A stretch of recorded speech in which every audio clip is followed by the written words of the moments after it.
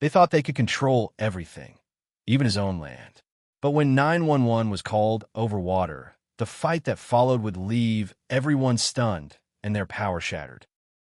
I stood in my own driveway, handcuffed, watching 3 police officers surround me while my neighbor Karen, yes, that's his real name, screamed at them to arrest me for theft of community resources. The irony wasn't lost on me that I was being accused of stealing my own water on my own property. Karen's face was red with rage, his perfectly manicured beard trembling as he pointed an accusatory finger at the water shutoff valve I had just turned. "Officers, this man is destroying community property and endangering our entire neighborhood," he shrieked, his voice reaching a pitch that would make dogs howl.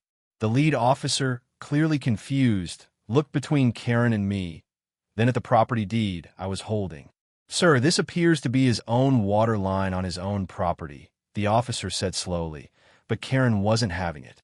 "That water feeds the entire block. He's committing domestic terrorism." I couldn't help but smile slightly, knowing that Karen had absolutely no idea what he had just walked into.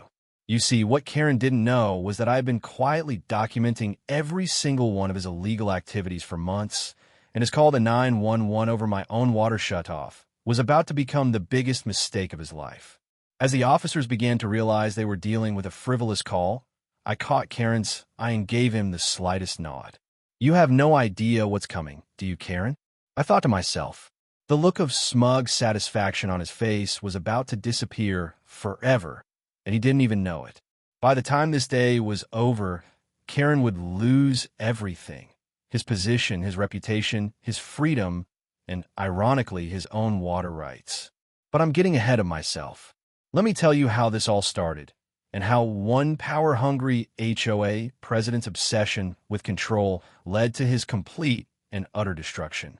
Have you ever dealt with an HOA, Karen, who thought they owned your property? Let me know in the comments, because this story will show you exactly how to handle them. Karen Peterson wasn't your typical HOA president.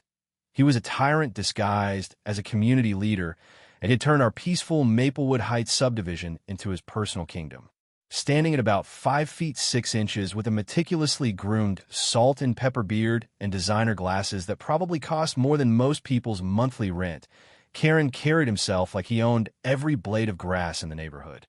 He had been HOA president for 7 years, running unopposed because he had systematically intimidated anyone who dared challenge his authority. Karen's daily routine was like clockwork.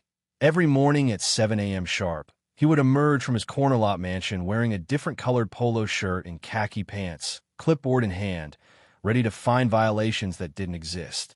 His weapon of choice wasn't a sword or gun. It was a measuring tape and a camera, which he used to document the most ridiculous infractions imaginable. I'm talking about fines for grass being 3.1 inches instead of 3 inches, citations for parking 2 inches over an imaginary line, and warnings for having the wrong shade of beige on your mailbox. Karen had an army of sycophants on the HOA board, his golf buddies Marcus, Trevor, and Brad, who would rubber stamp any insane rule he proposed. Together, they had created over 200 pages of community guidelines that read like a manual for authoritarian control. Karen's power trip knew no bounds. He had installed security cameras on his property that accidentally captured footage of neighbors' front yards. He held HOA meetings at times when most working people couldn't attend, and he had somehow convinced the city to give him quasi-legal authority that he absolutely did not possess. The man genuinely believed he was above the law, often telling neighbors, "I am the law in this community." His favorite phrase was, "Compliance is not optional," which he would say while adjusting his glasses with the smuggest expression imaginable. Karen had made enemies of half the neighborhood, but most people were too afraid to fight back because of his reputation for making life miserable for anyone who crossed him. Little did he know, he was about to pick a fight with someone who wasn't afraid of his petty tyranny. The trouble started when I decided to install a rain collection system on my property to reduce my water bill and help with my vegetable garden. I had done my research, obtained all the proper permits from the city, and made sure everything was completely legal according to municipal code. But Karen saw my rain barrels and solar-powered pump system as a direct challenge to his authority, even though it was entirely on my property and violated absolutely no legitimate rules. His first move was to issue me a violation notice claiming that my rain collection system was unsightly and not in keeping with community aesthetics. When I politely explained that I had city permits and was within my legal rights, Karen's face turned purple with rage. "You don't understand," he hissed, leaning uncomfortably close to me during our conversation at my front door. "Nothing happens in this community without my approval. Nothing." That's when Karen made his first major miscalculation. He convinced his puppet board members to pass an emergency resolution banning all water collection systems retroactively with a $500 daily fine for noncompliance. The problem was that HOAs cannot override municipal law, and my rain collection system was explicitly protected by state environmental statutes. When I refused to remove my legal system, Karen escalated to psychological warfare. He began driving by my house multiple times per day, taking photos and videos from the street. He started timing my comings and goings, documenting when I watered my garden, and even measuring the height of my grass with a ruler while I was at work. The harassment became so obvious that other neighbors started commenting on Karen's obsessive behavior. But Karen's biggest mistake was yet to come. In his twisted mind, he decided that my rain collection system was somehow stealing water from the community supply, even though rainwater literally falls from the sky onto my own roof. He began spreading rumors that I was stealing water and that my system was affecting neighborhood water pressure, completely false claims that he genuinely seemed to believe. Then came the day that would change everything. Karen decided to take matters into his own hands and shut off my water supply at the street connection while I was at work, claiming it was an emergency measure to protect community resources. When I came home to find my water shut off and Karen standing in my yard with a wrench, that's when I knew he had crossed the line from harassment into criminal activity. But Karen had no idea that his illegal actions were about to trigger a chain of events that would destroy him completely. What Karen didn't know about me was that I had spent 15 years as a legal investigator before starting my own consulting business, and I had dealt with far more dangerous adversaries than a power-hungry HOA president with delusions of grandeur. From the moment Karen started his harassment campaign, I had been quietly and methodically documenting every single interaction, every violation of his authority, and every illegal action he took. My secret weapon wasn't just my legal knowledge. It was my patience and my understanding that the best revenge is letting your enemy destroy themselves while you watch. I started with the basics, a detailed log of every encounter with Karen, complete with dates, times, witnesses, and photographic evidence. Every violation notice he issued me went into a file along with the corresponding municipal codes that proved he had no authority to enforce his made-up rules. I installed security cameras on my property with cloud backup, ensuring that every time Karen trespassed or harassed me, it was recorded in high definition with timestamps. But I went deeper than just documenting Karen's actions against me. I began researching HOA law, municipal codes, and Karen's own background with the meticulous thoroughness that had made me successful in my previous career. What I discovered was absolutely stunning. Karen had been operating outside his legal authority for years. The HOA's finances showed suspicious irregularities, and several of his emergency resolutions violated both state law and the community's own governing documents. I also started quietly reaching out to other neighbors who had been victims of Karen's harassment. I discovered that Mr. Johnson had been fined $2,000 for having a non-conforming mailbox that was actually identical to Karen's own mailbox. Mrs. Patterson's son had received a citation for parking in their own driveway because it was 2 inches over the designated parking area that Karen had measured incorrectly. The elderly Mr. Rodriguez had been threatened with a lien on his house for having grass that was allegedly too long, when in reality Karen was targeting him because of a personal dispute. Each victim became a potential witness, and I carefully documented their stories while advising them of their legal rights. The most important part of my investigation was discovering Karen's financial improprieties.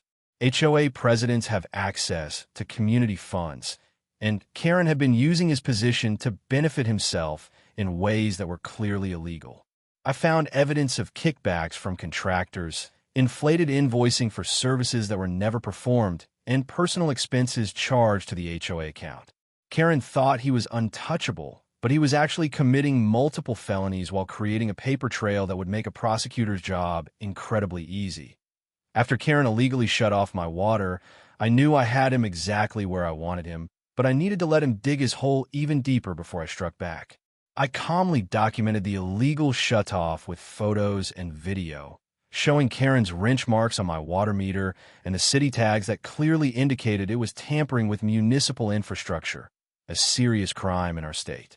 Instead of immediately calling the police or confronting Karen, I did something that would drive him absolutely insane. I turned my water back on and continued with my day as if nothing had happened. This calculated non-reaction sent Karen into a rage spiral that would lead to increasingly desperate and illegal actions. The next morning, Karen was waiting for me in my driveway when I left for work, demanding to know why I had illegally restored my water service. His face was flushed with anger, and he was practically vibrating with indignation as he waved a folder full of papers that he claimed gave him authority over my utilities. "You are in violation of HOA Emergency Protocol 15B, he screamed, citing a rule that he had apparently invented the night before. All water usage in this community requires my personal approval. During drought conditions. The fact that we weren't in drought conditions and that no such authority existed in our HOA documents didn't seem to matter to Karen's increasingly detached from reality worldview. When I politely asked to see the legal documentation that gave him authority over municipal utilities, Karen's response was to threaten me with immediate legal action and community-wide sanctions. He pulled out his phone and began taking pictures of me, my car, and my house while muttering about evidence of noncompliance and criminal water theft. That afternoon, Karen took his harassment to a new level by posting a community-wide email claiming that I was stealing water from hardworking families and that my illegal water collection system was causing drainage problems throughout the neighborhood. The email was full of outright lies and accusations that bordered on defamation, but it also revealed something crucial. Karen was so confident in his imagined authority that he was willing to put his false accusations in writing and distribute them to the entire community. The next day brought Karen's most brazen criminal act yet. He attempted to put a lien on my property for unpaid water theft fines that had no legal basis whatsoever. Filing false legal documents is a felony. But Karen had become so drunk on his own power that he genuinely believed he could fabricate charges and make them stick through sheer force of will. By this point, I had enough evidence to destroy Karen 10 times over, but I wanted to see just how far his criminal behavior would escalate. I didn't have to wait long. Karen's final desperate act will be calling 911 to have me arrested for turning off my own water, which brings us back to where this story began. The morning after the ridiculous 911 call, I decided it was time to end Karen's reign of terror once and for all. I had spent months gathering evidence, building relationships with wrong neighbors, and documenting Karen's increasingly criminal behavior. Now, I had enough ammunition to not just defend myself, but to completely destroy Karen's credibility and authority in one devastating blow. My first move was to file a comprehensive complaint with the State Attorney General's office, including over 200 pages of evidence showing Karen's systematic abuse of his HOA position, financial improprieties, harassment of residents, and criminal tampering with municipal utilities. But filing complaints takes time to process, and I wanted Karen to face immediate consequences for his actions. So I decided to expose him in the most public and humiliating way possible at the monthly HOA meeting that very evening. I spent the day preparing a presentation that would methodically dismantle every lie Karen had told and every illegal action he had taken.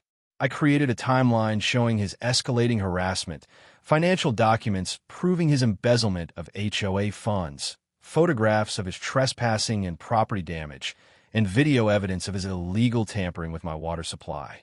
I also prepared copies of all relevant municipal codes and state laws that Karen had violated, along with legal precedents showing that HOA presidents who exceed their authority can face both criminal charges and personal liability for damages.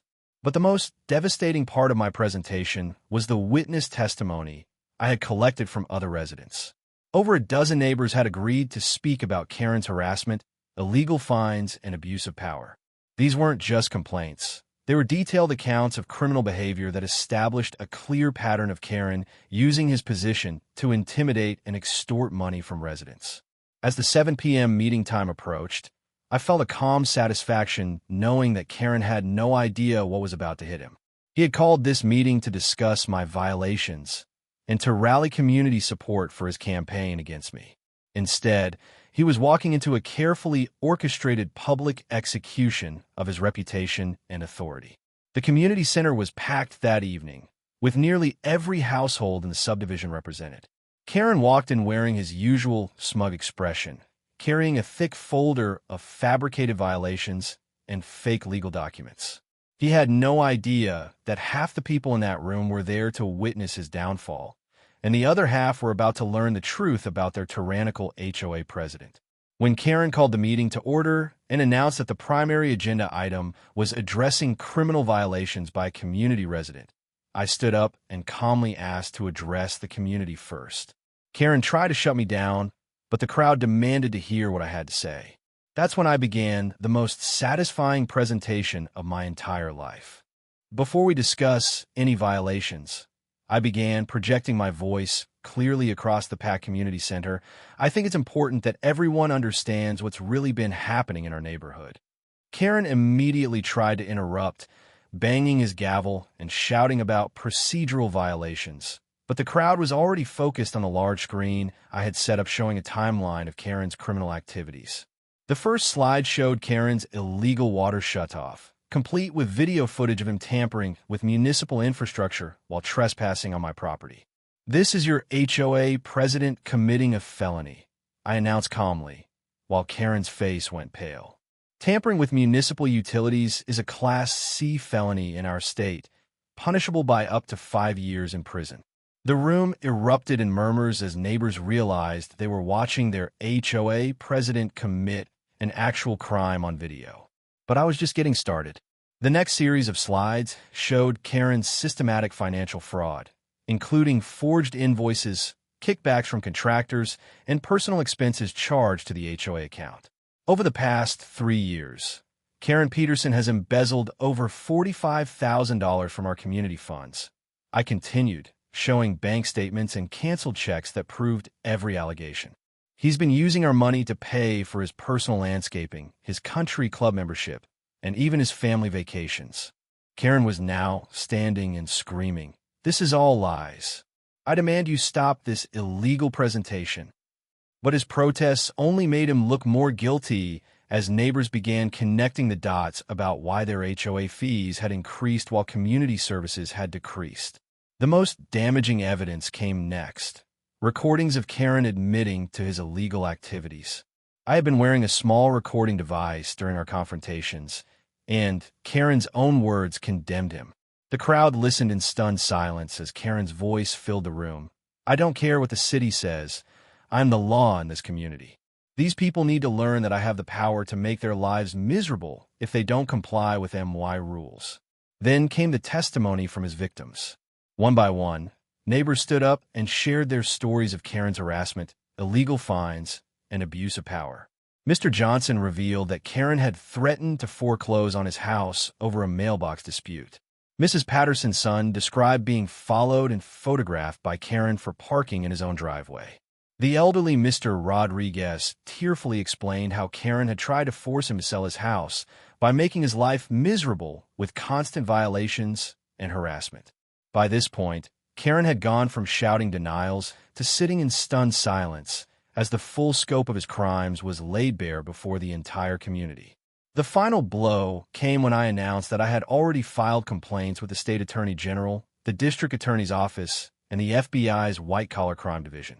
Karen Peterson will be facing multiple felony charges, I concluded, and every resident he has illegally fined or harassed will be entitled to full restitution plus damages. The meeting ended with the community voting unanimously to remove Karen from all HOA positions and to pursue full legal action against him for his crimes. 3 months later, I stood in my backyard watering my thriving vegetable garden with water from my completely legal rain collection system, watching as a moving truck loaded the last of Karen Peterson's belongings. The irony wasn't lost on me that the man who had tried to control everyone else's water was now losing his own home due to the legal and financial consequences of his criminal behavior. The legal system had worked exactly as it should. Karen was facing multiple felony charges, including embezzlement, fraud, tampering with utilities, harassment, and filing false legal documents. His trial was set for the following month, and the district attorney had already indicated that the evidence was so overwhelming that a plea bargain was unlikely. Karen's HOA presidency had ended in complete disgrace, with the community voting to implement new bylaws that would prevent any future president from accumulating the kind of unchecked power that Karen had abused. The investigation into Karen's finances had revealed even more crimes than I had initially discovered. The FBI's forensic accountants found evidence of tax evasion, money laundering through fake HOA contracts, and a scheme to inflate property assessments that benefited his friends while targeting his enemies. The total amount of his financial crimes exceeded $75,000, making him eligible for federal prosecution as well as state charges. But the most satisfying justice was the civil lawsuit that every affected resident had joined. Karen was facing over $200,000 in damages and restitution claims, which meant he would lose his house, his savings, and probably his comfortable retirement. The man who had once bragged about making other people's lives miserable was now experiencing firsthand what it felt like to have your entire world collapse because of your own actions. Our neighborhood had been transformed from Karen's personal fiefdom into an actual community. The new HOA board, elected by the residents instead of appointed by a dictator, had eliminated over 150 of Karen's ridiculous rules and reduced everyone's dues by 40% after recovering the embezzled funds. Property values had actually increased once word spread that our neighborhood was no longer controlled by a tyrant who harassed residents with frivolous violations. As I watched Karen's moving truck disappear around the corner, I couldn't help but smile at the poetic justice of it all. The man who had tried to shut off my water was now losing his own home. The man who had filed false legal documents was now facing real legal consequences, and the man who had claimed to be the law was now learning what actual laws look like when you break them. My rain barrels were still collecting water, my garden was flourishing, and my neighborhood was finally free from the tyranny of HOA Karen. Sometimes the best revenge isn't getting even. It's letting your enemy destroy themselves while you document everything for the authorities. Have you ever had an HOA nightmare? Share your story in the comments. And remember, knowledge of your legal rights is the best defense against petty tyrants who think they can abuse their power without consequences. What I hadn't expected was how quickly Karen's case would attract federal attention. But his crimes had apparently crossed enough jurisdictional lines to trigger a multi-agency investigation that would make his legal troubles exponentially worse. 2 weeks after the community meeting that ended Karen's HOA reign, I received a call from Special Agent Michael Rodriguez of the FBI's White-Collar Crime Division asking if I would be willing to provide testimony and evidence for their investigation into what they were now calling a systematic racketeering operation. The FBI had discovered that Karen's HOA crimes were just the tip of the iceberg in a larger scheme involving multiple communities across 3 counties. Karen had been sharing tactics and even coordinating with other corrupt HOA presidents to maximize their embezzlement opportunities while minimizing oversight. They had created a network of fake contracting companies that would bid on HOA projects at inflated prices, then kick back significant portions of the contracts to the HOA presidents who approved them. Agent Rodriguez explained that Karen's case had become a template for investigating similar corruption in HOAs across the entire state. Your documentation was so thorough, he told me, that it provided us with a roadmap for understanding how these schemes operate. We've now opened investigations into over 20 other HOA presidents who are using the same tactics. The federal investigation had also uncovered Karen's connections to a crooked attorney who had been helping multiple HOA presidents file fraudulent liens and legal documents against residents who opposed them. This attorney, James Mitchell, had been creating fake legal precedents and charging HOA communities thousands of dollars for legal services that were actually criminal conspiracies to harass and intimidate residents. The scope of the conspiracy was staggering.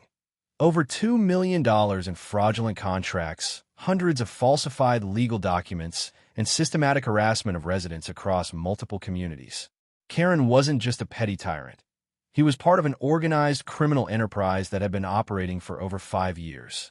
When the FBI raided Karen's house and office, they discovered detailed records of his criminal activities, including a playbook for intimidating residents, templates for fraudulent violations, and financial records showing payments from the fake contracting companies. Karen had kept meticulous records of his crimes, apparently believing that his documentation would protect him legally, when in reality it provided prosecutors with everything they needed for an airtight case. The federal charges being prepared against Karen included racketeering, conspiracy, mail fraud, wire fraud, and money laundering, charges that carried potential sentences of decades in federal prison. The man who had once threatened me with immediate legal action was now facing the possibility of spending the rest of his life behind bars. As news of Karen's arrest and the federal investigation spread through local media, something remarkable happened. Dozens of other victims from neighboring communities began reaching out to share their own stories of HOA corruption and abuse. My phone rang constantly with calls from residents who had been targeted by their own HOA tyrants, and many of their stories made Karen's harassment look mild by comparison. There was Margaret Shun from Oakwood Estates, whose HOA president had tried to foreclose on her house because her garden gnomes were culturally inappropriate. There was David Thompson from Pine Ridge, who had been fined $5,000 for having a different brand of mailbox than the one sold by a company owned by his HOA president's brother. Most shocking was the story of elderly veteran Robert Martinez from Sunset Hills, whose HOA president had actually succeeded in forcing him to sell his home through constant harassment and fraudulent violations, only to have the HOA president's friend purchase the property at below market value. Each story followed the same pattern that Karen had used: escalating harassment, fabricated violations, threats of legal action, and abuse of HOA authority to intimidate residents into compliance or force them to leave their homes. The victims had been isolated and afraid, believing they had no recourse against their HOA dictators. But now, with Karen's case making headlines and showing that these tyrants could be held accountable, people were finding the courage to fight back. I began connecting these victims with legal resources and helping them document their cases using the same methodical approach that had been successful against Karen. Many of them had been suffering in silence for years, paying fraudulent fines and enduring harassment because they didn't know their rights or couldn't afford legal representation. The ripple effect of Karen's downfall was creating a movement of HOA reform across the entire region. Local news stations began investigating HOA corruption. State legislators started proposing new laws to prevent HOA abuse, and legal aid organizations began offering free services to HOA harassment victims. Karen's criminal enterprise had inadvertently exposed a much larger problem that was affecting thousands of residents across dozens of communities. Within 6 months of Karen's arrest, over a dozen other HOA presidents had been criminally charged, and several had already pleaded guilty to various forms of corruption and abuse of power. The fake contracting scheme that Karen had participated in was completely dismantled, with several business owners facing federal charges for their roles in the conspiracy. Most satisfying to me personally was learning that James Mitchell, the corrupt attorney who had been enabling these HOA tyrants, had been disbarred and was facing his own federal charges for conspiracy and fraud. The man who had helped Karen file fraudulent legal documents against me and dozens of other residents was now experiencing firsthand what it felt like to face legitimate legal consequences for his actions. Karen's trial began on a cold Tuesday morning in February, and I had the privilege of being the prosecution's star witness in what would become a landmark case for HOA accountability. The courtroom was packed with his victims, federal agents, and local media covering what prosecutors called one of the most systematic abuses of community authority they had ever prosecuted. Karen's transformation from arrogant dictator to defeated criminal defendant was striking. Gone were the designer clothes and smug expression, replaced by an ill-fitting public defender suit and the hollow look of a man who finally understood the consequences of his actions. During my testimony, I methodically presented the evidence I had gathered over months of documentation, showing the jury how Karen had escalated from petty harassment to serious felonies. The prosecution had me walk through each piece of evidence: the videos of Karen illegally tampering with my water supply, the financial records showing his embezzlement, the recordings of his threats and admissions of criminal behavior, and the testimony of dozens of victims who had suffered under his tyrannical rule. Karen's defense attorney, clearly working with limited resources and overwhelming evidence against his client, tried to portray Karen as an overzealous community leader who had made mistakes rather than committed crimes. This strategy backfired spectacularly when the prosecution played recordings of Karen explicitly admitting that he knew his actions were illegal but didn't care because he believed he was above the law. The jury heard Karen's own voice saying, "I don't care what the municipal code says. I make the rules in my community, and anyone who doesn't like it can move somewhere else." The most damning testimony came from FBI forensic accountant Sarah Williams, who had traced every dollar of Karen's embezzlement scheme.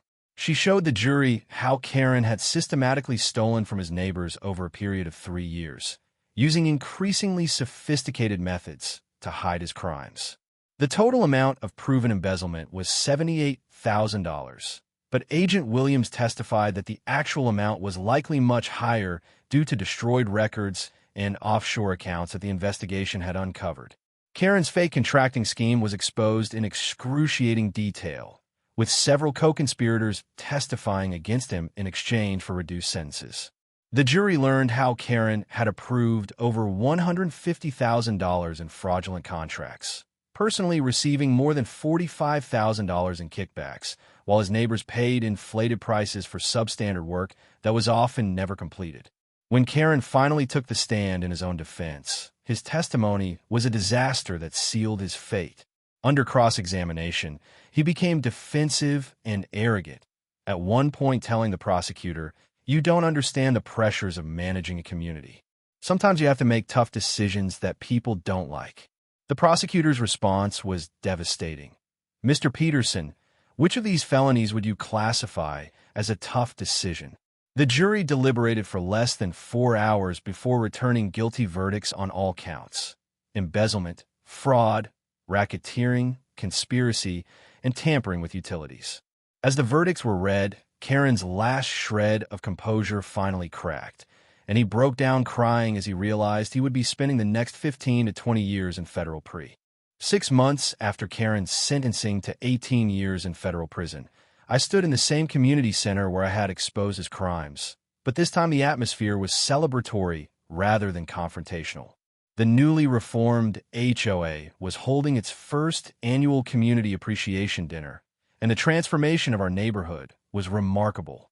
The oppressive atmosphere of fear and suspicion that Karen had created was gone, replaced by a genuine sense of community and mutual respect among neighbors. The financial recovery from Karen's crimes had exceeded everyone's expectations. Between the restitution he was ordered to pay, the recovery of embezzled funds, and a successful civil lawsuit against his co-conspirators, the community had recovered over $200,000.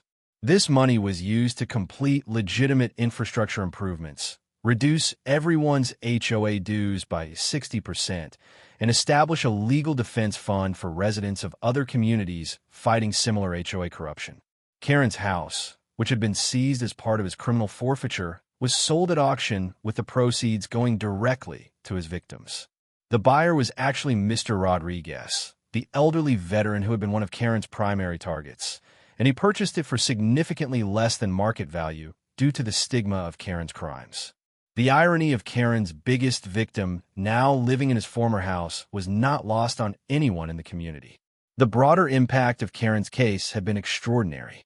The federal investigation that started with my documentation had led to criminal charges against over 30 HOA presidents and board members across 5 states. The racketeering case had completely dismantled the fake contracting network and new federal legislation was being proposed to provide better oversight of HOA operations and stronger protections for residents. My role in exposing Karen's crimes had led to unexpected opportunities. I was invited to speak at community meetings across the region about recognizing and documenting HOA abuse, and I had helped dozens of other residents build cases against corrupt HOA officials. Several law schools had contacted me about teaching seminars on HOA law and resident rights, and I was collaborating with state legislators on comprehensive HOA reform legislation. The personal satisfaction of seeing justice served was immense, but the real victory was the transformation of our community from a place of fear and harassment into a neighborhood where people actually wanted to live. Property values had increased by 15% since Karen's removal, and the community had received recognition from the city for its model HOA governance and community involvement programs. As I looked around the community center that evening, watching neighbors who had once been afraid to speak to each other now laughing and planning joint projects, I realized that Karen's downfall had accomplished something far more valuable than mere revenge. His crimes had inadvertently created a blueprint for HOA accountability that was being used to protect residents across the entire country. The man who had tried to make himself king of our neighborhood had instead become the catalyst for democratic reform and community empowerment. 2 years after Karen's conviction, I received a letter that provided the perfect ending to this incredible saga.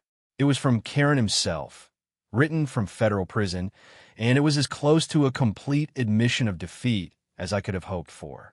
The letter was brief and written in shaky handwriting that suggested his time in prison had not been kind to him. I know you probably don't want to hear from me, but I needed to write this. You were right about everything. I let the power go to my head, and I hurt a lot of good people because I thought I was more important than I was. I've had a lot of time to think about what I did, and I understand now that I deserved everything that happened to me. I hope the community is doing better without me. The letter went on to apologize specifically for the water incident that had started our final confrontation, and Karen admitted that he had known all along that his actions were illegal, but had convinced himself that his authority as HOA president somehow made them acceptable. He closed by saying that he hoped his case would prevent other HOA presidents from making the same mistakes he had made.